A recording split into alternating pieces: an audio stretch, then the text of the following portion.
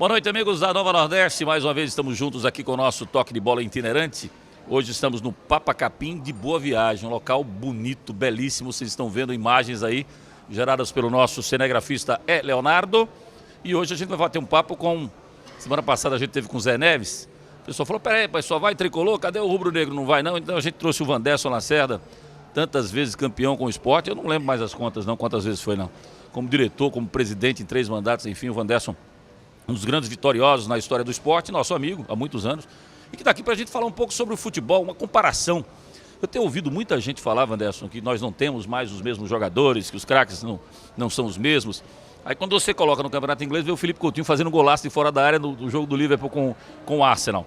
Aí quando você vai ver o William jogando na Inglaterra, quando você vai ver a Champions League, as equipes que foram para as oitavas de final da Champions League, com fase de mata-mata, todas elas tinham jogadores brasileiros.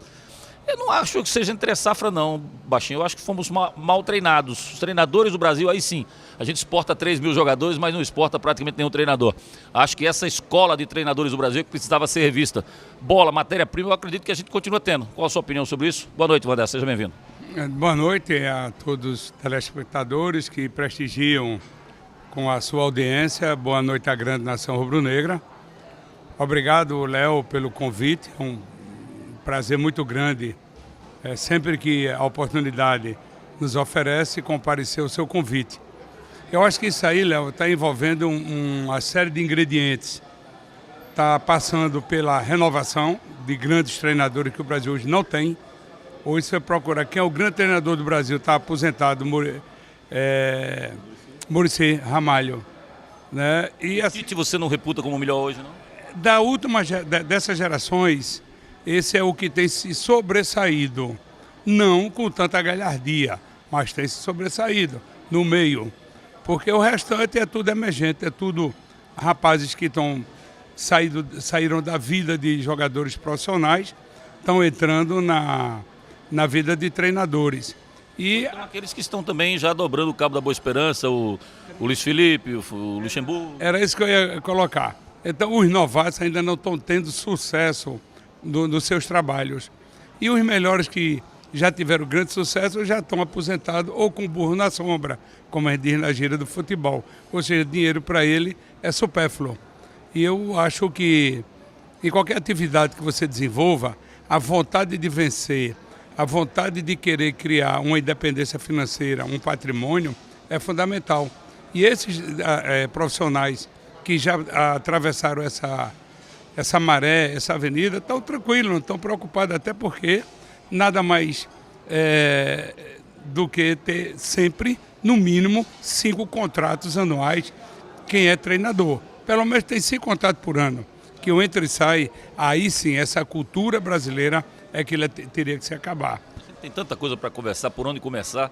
Eu vou começar por uma polêmica muito grande, a história do comprometimento do atleta com o clube ou com a seleção brasileira. Antigamente a vitrine era a seleção, para que ele chegasse à seleção, aí ele teria o mercado aberto lá fora. O mercado hoje está aberto lá fora antes da seleção, ele vai direto. E aí cada vez menos você vê esse comprometimento do atleta com a seleção brasileira. Eu estava discutindo um dia desses, porque quando o Brasil empatou com o Iraque, empatou com a África do Sul, os comentaristas do Brasil inteiro foram de pau dizendo que o Brasil depois do jogo com a Alemanha tem que mudar muita coisa, que a CBF sempre roubou, sempre foi desorganizada, sempre foi desestruturada, mais do que hoje, porque na época a gente nem calendário tinha, né? A gente tinha, como era, a Arena vai mal, mais um clube no Nacional, você botava 70 ou 60 clubes. Hoje você tem um calendário feito, já pré-aprovado, você tem uma série com 20, outra série com 20, outra série com 20, quer dizer, a estrutura hoje é bem melhor do que era antes. E independentemente disso, o Brasil conquistou 5 títulos. O que mais importa para mim, Wanderson, que eu passei isso para os telespectadores e também para os ouvintes, falei inclusive isso na ESPN, é que o atleta ele tem esse comprometimento. E aí existe a figura do diretor, como você foi, de cobrar do cara no seguinte sentido: você vai convocar o jogador? Vai. Liga para ele antes. Escuta, você vai disputar Olimpíadas para o Brasil. Te interessa? É interessante para o seu currículo? É interessante para você participar? Você vem com a vontade que você teria se fosse uma seleção principal? Você vem com a vontade que teria se fosse um clube da Europa te pagando caro? Qual o teu comprometimento que você vai ter com a seleção? Eu acho que basicamente o Brasil precisa desta pessoa na comissão técnica, um manager que faça esse contato prévio para saber se existe esse comprometimento ou não. Eu estou plenamente de acordo com você na colocação. Por quê? Antes, ou antigamente, tanto faz a colocação, o jogador ele ficava rezando, torcendo que o nome dele fosse anunciado como um jogador para a seleção brasileira. Pouco importava se era a seleção olímpica, se era a seleção principal. Eu digo isso de cátedra porque durante o tempo que eu administrei o clube como presidente, não é brincadeira, você tem 6 anos, 10 jogadores convocados para a seleção brasileira. Bosco, Adriano, Leonardo, Juninho Pernambucano, Chiquinho, Russo, e assim vai. Então a gente via a ânsia do atleta, se o nome dele saiu. Quando não saía, ele ficava meio triste. Aí sim, a gente chegava nele. Não saiu agora, mas sai depois. Não saiu agora, mas... Enfim, dando ao atleta sempre aquela injeção de que o nome dele uma hora vai sair. E o que aconteceu. Então, isso é uma situação que antigamente acontecia. Hoje, o jogador está pouco se lixando se o nome dele vai sair ou não. Eu acho que as críticas iniciais que foram feitas foram com muita precisão para abrir os olhos dos jogadores que defendem a camisa nacional, que ali está o nome de mais de 200 milhões de brasileiros. Não está o nome de 11 jogadores que estão em campo. Ali tem mais de 200 milhões torcendo pelos 11. E os 11 pareciam mais que estavam fazendo favor em estar jogando. Ou seja, eu fiz o favor de atender a convocação que me fizeram. E não é assim. E não é assim. Eu acho que as reclamações foram bem feitas, eles reconheceram e acho que o Brasil tem condições, sim, agora nesse momento, no clima que está vivendo, de ter uma medalha de ouro na Olimpíada. Agora, eu estou de acordo com você que a diretoria, os diretores, a comissão técnica é quem faz a cabeça do jogador. Outra coisa, Léo, que hoje está acontecendo com muita rapidez, um jogador com 15, 16, 17 anos já foi para a Europa. Então ele não tem identidade com o seu país. Então por que é que hoje eu continuo brigando no nosso clube para dar oportunidade a jogadores da base? Porque o jogador da base, ele forma um conceito de amor pelo clube. Ele está com fome, ele está precisando de comer. Quando a gente diz assim, é no sentido pejorativo da palavra, porque o jogador que saiu da base, ele não tem nada na vida ainda, ele tem que construir o futuro dele, tem que construir a parte financeira dele, e só vai construir jogando. Então uma coisa se faz com a outra. Você traz jogadores já com fim de linha, qual é a identidade, qual é o amor que esse cara vai ter com o clube? Você vai gerar exceções. Hoje você tem o Magrão, que é um atleta que abraçou e amou o clube, o Diego Souza voltou com esse aspecto, com essa visão transmitida para a imprensa. Tem o Duval, que já é um jogador, aí já é daqui da região, é um paraibano. Você tem o Richelli, que esse sim, esse abraçou as cores do clube. Mas você tem Ronaldo, você tem essa garotada que saiu do Sub-17, tem a garotada do Sub-20, que começou a dar oportunidade e hoje não dou mais. Uma coisa que eu sempre falei da sua administração, eram duas situações. A primeira, eu conversei muito sobre isso com o Mauro Fernandes, porque o Mauro tinha uma pelada, inclusive, no Campo Society. Como eu jogava tênis no esporte, joguei muitos anos, mais de 15 anos. Joguei tênis não, eu entrava em quadra para bater na bola, né? Aí tinha uma pelada do Mauro, que ele enchia o saco para jogar com ele, que é Edmilson, ruim pra caramba, até hoje está na supervisão lá, e companhia, e a gente... Fazia gol. Edmilson fazia, não faz gol ainda na pelada. Faz. Vou fazer o valeu Edmilson, dá 2 voltas no gramado e para, miserável. Mas não é Edmilson que está jogando, não. Centroavante no profissional, Edmilson, gerente de futebol. Supervisor de futebol do esporte. Nessa pelada, a gente conversava muito, e a pelada acontecia depois de uma reunião que existia entre o Mauro e vocês. Eu dizia, pô, Mauro, toda segunda-feira. Aí eu dizia, pô, Mauro, por que dessa reunião, cara? Léo, o treinador, às vezes, ele é burro. Porque ele quer blindar o grupo de jogadores e o direito dele de escalar sozinho um time.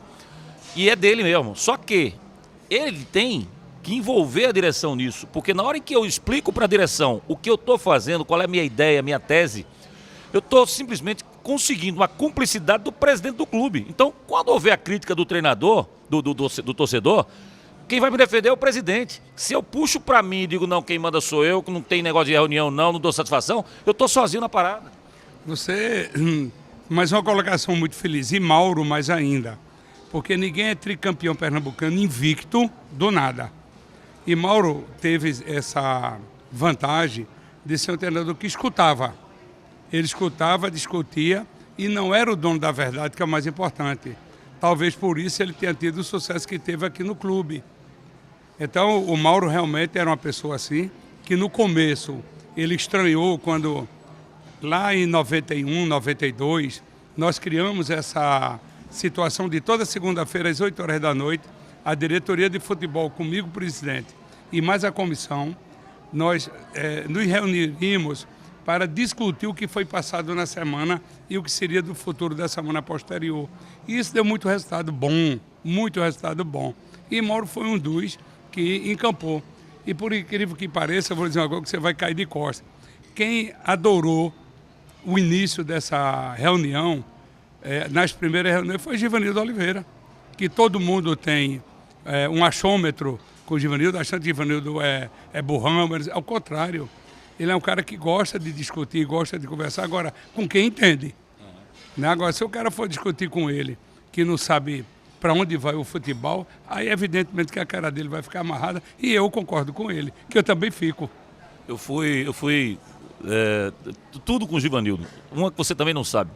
Eu fui uma vez treinado por Givanildo. Houve um treino no esporte, e eu vivia tentando jogar nos 3 clubes aqui, mas não tinha jeito. Até que eu entrei para o Júnior em 84. Mas aí já não era Givanildo. O treinador profissional na época era o Dom Filpo Nunes. Em 84, 85 foi o Carlos Alberto Silva. Aí, e eu não parei de jogar por causa de Nando Lambada não, viu, seu Vandes? Como você e o Adelso Vanderlei ficou. Eu parei de jogar por causa de Luiz Carlos. Esse sim. Eu ia ter que comer muita rapadura com farinha para chegar na bola que o Luiz Carlos jogava. O Luiz Carlos que era o titular em 85. Mas a história com o Givanildo é muito curiosa, porque eu estava fazendo uma das milhões de peneiras que eu fiz lá com o Limoeiro, seu Batista. Limoeiro e Batista também foram os treinadores que fizeram peneira comigo. Também. Mas eu sou um pouquinho mais jovem que você. Não, sim, lógico, mas eles começaram muito cedo no clube. Tá bom. E aí aconteceu o seguinte, o Givanildo ia fazer um treino e pega o menino lá do Júnior, que tá todo mundo no departamento médico aqui. Aí falou, professor, não tem treino do Júnior agora não. Disse, que meninada é aquela que tá... Ali é sub-14, sub-15 anos de idade, 16 anos de idade. Pega o mais alto. E eu era o mais alto. E aí eu fui treinar com o profissional do esporte lá no 4º B com em Tigipió. Fomos no ônibus do esporte, e o esporte tinha Bio, era um menino de Jaboatão, que eu me cheguei muito perto dele, porque a gente batia pelada junto lá. E aí o Givanildo bota na ponta esquerda do time reserva. Você sabe qual era a minha função, Vanessa?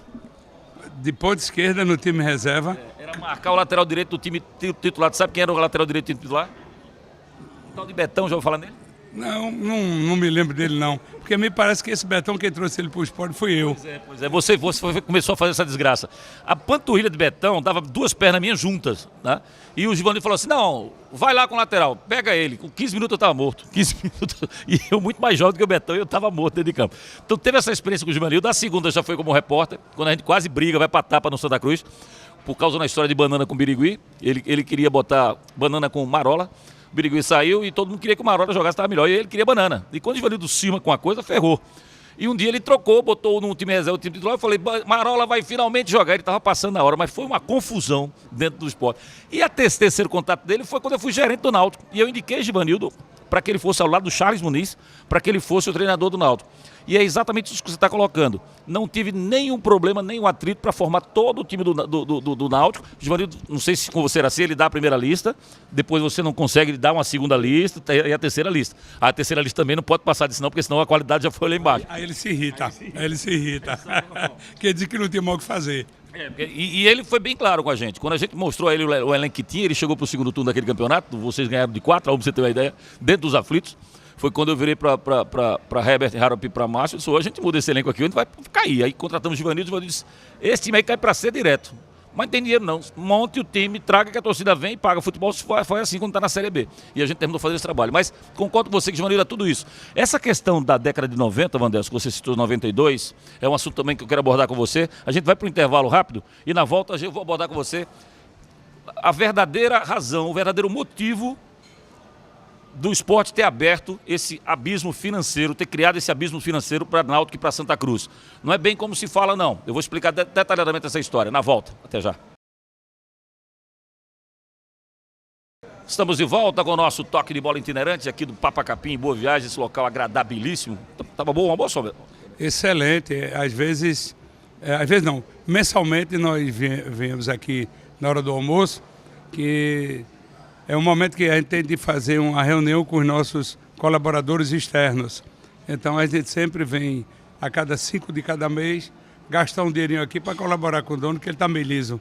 Finalmente um caranguejo saiu do bolso de Vandeson. Esse é brincadeira. O caranguejo fica com as patas assim, ó. Entendeu? Para entrar no bolso desse rapaz é complicado. Mas, Vandeson, eu estava explicando o seguinte. O caranguejo fica no meu bolso, não. Fica no bolso quem está sentado ali, ó. Fala quem é. A minha filha, que toma conta do financeiro. Minha amiga desde criança. Né? Minha melhor amiga dos últimos dias. Vê só, Vandeson. A história do apartheid financeiro, ela começa na década de 90 e eu vou explicar como. Tá? Eu tive até com o Zé Neves no programa passado, lembrando a ele esses detalhes. Foi feito um campeonato da Copa União, né? Os 13 clubes, os 4 do Rio, 4 de São Paulo, 2 de Minas, 2 do Rio Grande do Sul, e agregaram o Bahia, para dizer que não era um apartheid geográfico. E aí, para completar o módulo verde, se juntou Santa Cruz, Goiás e Curitiba. O Zé foi esperto, falou em maior estádio, uma coisa desse tipo, e entrou lá. Quando começa a década de 90, atenção para o que eu vou dizer.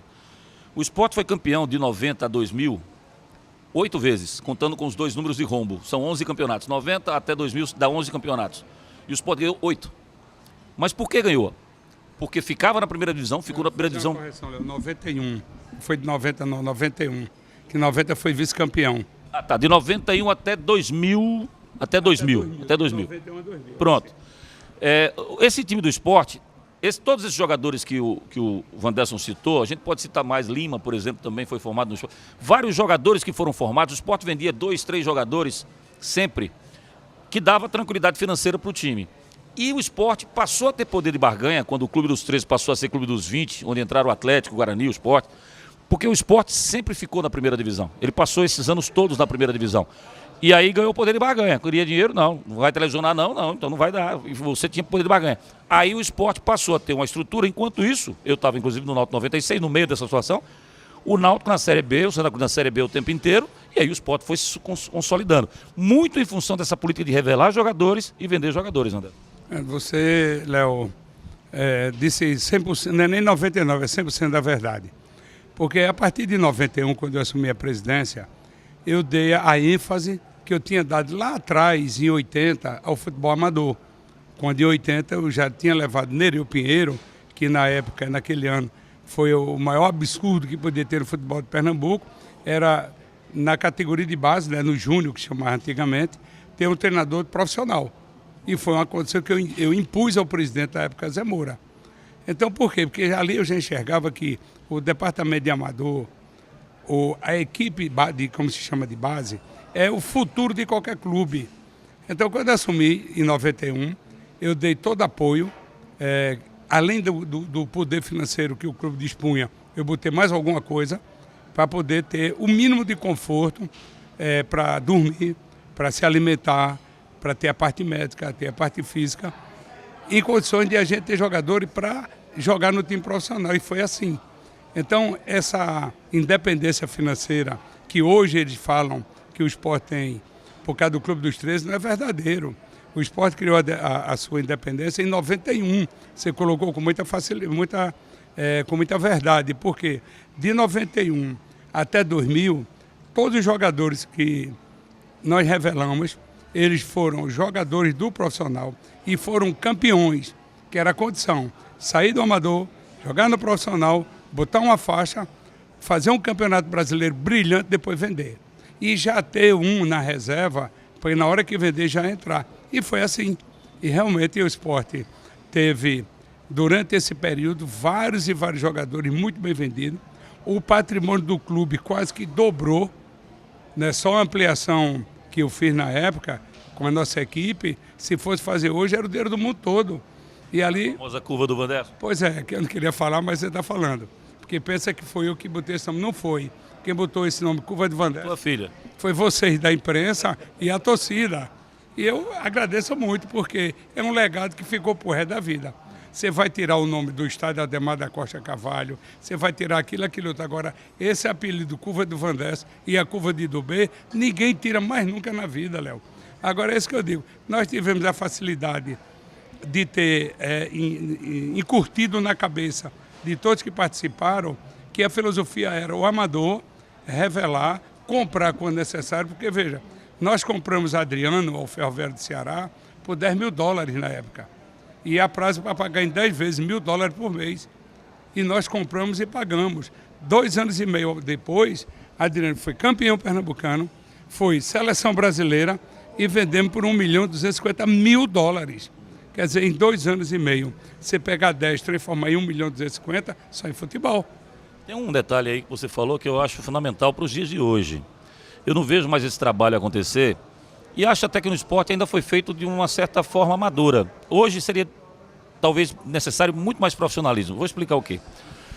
Quando um diretor vai para a base, ele não era para ser cobrado, não era para ele ter a vaidade de querer ganhar títulos, para ficar marcado na história. Ele tinha que ser lembrado pelos jogadores que passaram na mão dele e que subiram. Se eu sou presidente profissional do esporte, hoje eu sou o Martorelli, eu chego para o diretor que vai cuidar das divisões de base e diga ele o seguinte: você não precisa ganhar título não, você precisa dar 3 jogadores que cheguem para jogar no time profissional. 3 jogadores por ano. E pagaria o que você fez contratando o Nereu para o Júnior, eu pagaria ao Nereu ou alguém que tivesse o olho clínico bom de descobrimento de jogadores, um ótimo salário. Eu pagaria ele 15, 20 mil reais. Você vai, a sua função... Pagaria até mais, Léo. Pagaria até mais, porque ele é a fábrica, ele é quem vai produzir. Você não paga 350 mil ao treinador profissional. Falcão ganhava 350 mil por mês. Por que eu não posso pagar 50 mil ao treinador principal do amador, do sub-20, por exemplo? Eu só não colocaria ele na função de treinador.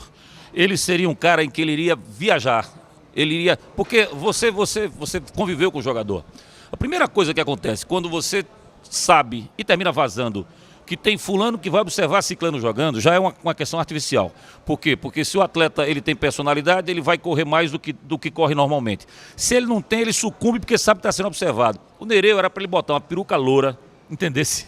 Uma peruca loura, aqueles óculos de praia, entendeu? Chegar lá assim, do nada. Chegou, sentou ali no cantinho e ficou observando, porque ele vai ver o jogador nas CNTP, nas condições normais, temperatura e pressão. Só sai do treinador, deixa o treinador do Júnior lá. Agora, ele ia ter poder de mando em cima do treinador para efeito de escalar, não diretamente, senão você tira a função do técnico, mas de ter parceria com esse treinador, teriam que ser parceiros para ele dizer: esse aqui pode colocar que eu dou o aval. Vamos aos fatos. O esporte hoje tem essa pessoa que faz esse trabalho muito bem para o clube, que é João Maradona. João Maradona. Só que João Maradona era para ganhar muito bem no clube, mas muito bem. Não era para ganhar o salário que ele ganha hoje, não, que eu não vou nem falar aqui. Mas é para ele ganhar muito bem, ter uma vida confortável. E mais, a cada jogador que Maradona descobre que o esporte lá na frente vende, ele não vai ter um percentual não, mas ele vai ter uma gratificação. Então ele vai ganhar 2 bolachas e um coco, porque o esporte trouxe para cá um jogador que foi ele que viu, descobriu, foi ele que botou lá, e lá na frente o esporte foi e negociou. Então é o prêmio que a pessoa tem. E além de Maradona, o esporte era para ter 3 Maradona. Que como é que os outros clubes vêm lá do Sul e fazem peneirada aqui no Norte Nordeste? Porque a gente não faz a mesma coisa. Né? Então eu acho que se tivesse um conceito atual de melhores meios e condições para aqueles que integram a categoria de base, mesmo o esporte hoje, com toda a categoria de base que tem, com a direção do Coronel Genivaldo, com todo o amparato que tem, era para estar numa situação melhor ainda. Está boa, está, mas não é ótima, é boa. E ela poderia ser excelente. Então, no grau de crescimento, de aferição, falta chegar no excelente. Quando chegar no excelente, aí eu diria que eu estaria satisfeito. A gente tem uma situação no futebol que eu tentei implementar no Náutico, não o fiz porque não tinha força na época ainda, era o primeiro gerente daqui, então não existia esse cargo. Mas se eu voltasse um dia a trabalhar no futebol, pode ter certeza, Wanderson, que eu ia quebrar, mas quebrar de forma violenta essa cultura do bicho. E explico. Você paga de bicho hoje um jogo. Quanto custa um jogador hoje? 2 mil por jogo? Vitória? Brasileiro, primeira divisão? Depende. Primeira divisão. 7 mil, 8 mil. Um jogo. Tá, mas é um bicho fixo, né? Venceu... É gradativo, né? Tá. Você vai por objetivo. Mas vamos lá. Esse objetivo é que teria que ser mais determinado. Por exemplo, você tem 38 partidas. Você vai jogar 38 partidas. Vamos supor que cada partida custe R$1.000, só para a gente ter uma noção exata. Então você vai ganhar 38 mil reais se você vencer esses 38. Você não vai ganhar 38 mil, não. Você vai ganhar 100 mil reais, se você chegar na Libertadores. E se você ganhar o Campeonato Brasileiro, você ganha 150 mil. Mas você não ganha nada por ganhar uma partida só. essa cultura de que o jogador ele se acostuma e ele não aceita, isso tem que ser quebrado, Wanderson.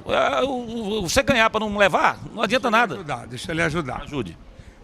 Né, essa metodologia, ela foi criada por Branquinho, Zé Antônio, Costinha, que eu me lembro assim de cabeça, que eram os três que trabalhavam diretamente no futebol.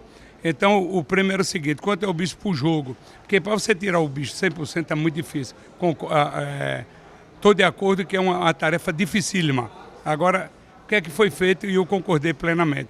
O bicho é 1.000, ganhou, 20% recebe, 80% acumula. Empatou, né, 50% 10% recebe, 90% acumula. Se conseguir o campeonato, aí você recebe os 100% mais um prêmio pelo título. Aí, no início, começou com o turno. Aí, depois de turno, passou para título. Então, o jogador sabia que ele ganhou, mas não levou. É que eu brincava com os caras, digo, olha, vocês ganharam, o dinheiro está aplicado, mas não levaram. Porque de 1.000 você levou 20, 80 está comigo guardado. Então, essa cultura, houve uma relutância muito grande, houve. Por exemplo, um dos caras que era mais assim, vamos dizer, brigão na hora de bicho, era Givanildo. Givanildo no bicho era nó para torar. O bicho era carne dura. Mas depois que acertava, ele ia embora. Não reclamava mais nada. Ganhando ou perdendo. Então, essa cultura que você está dizendo, eu sou frontalmente contra, porque é a única atividade no mundo que o profissional ganha para ganhar, ganha para empatar, mas não paga para perder. Ele não paga. Ele devia pagar quando perde uma partida. Mas, infelizmente, ainda não se conseguiu. No mundo inteiro, não é só aqui não. É no mundo inteiro, embora. Na Europa já é diferente. Não tem prêmio por jogo. Tem prêmio por objetivo, por título. Já é uma evolução. Pois é, essa questão da base, infelizmente, ela está sendo mal aproveitada do que deveria. O custo, eu me lembro que quando eu fui para a gerência do Náutico, o meu Kraus falou, eu não quero saber de direção profissional não, eu quero a base. Agora, a folha era R$80 mil na época, 5 mil tem que vir para o Júnior. Quando a gente conseguia juntar 75, os 5 mil do Júnior para o espaço, para pagar a folha de profissional, senão não andava. Eu brincava com a Adelson dizendo que você lembra dos personagens do Brandão Filho e do Paulo Gracindo, que era o primo pobre e o primo rico? Portanto, eu dizia que a Adelson era o primo rico e eu era o primo pobre. E que, inclusive, ajudava financeiramente. Nos bastidores, a gente conseguia, às vezes, pegar um empréstimo para pagar lá na frente ao próprio esporte, para ver se o negócio conseguia andar. Wanderson, o tempo foi embora, acabou. Eu queria que você deixasse no ar. Perguntei isso para o Zé, para finalizar a semana passada, vou perguntar para você. Deu o seu ciclo como diretor, como presidente do esporte, ou, como o Zé disse, se me convocarem? Não, eu não digo que meu ciclo acabou, nunca.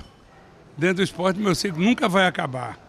Agora, eu sei aonde eu boto o meu nariz, é diferente. Então, quando eu vejo que as coisas estão dentro daquela música que se usa hoje, que ela está tranquila e está favorável, a gente chega. Agora, quando está invertido essa posição, é melhor ficar só olhando. Agora, a vida de clube de futebol é dinâmica. Eu acho que Zé usou a palavra diferente da minha. Quer dizer, ele toparia ajudar o clube em qualquer situação, mas se convocado. Eu não, eu me enxiro.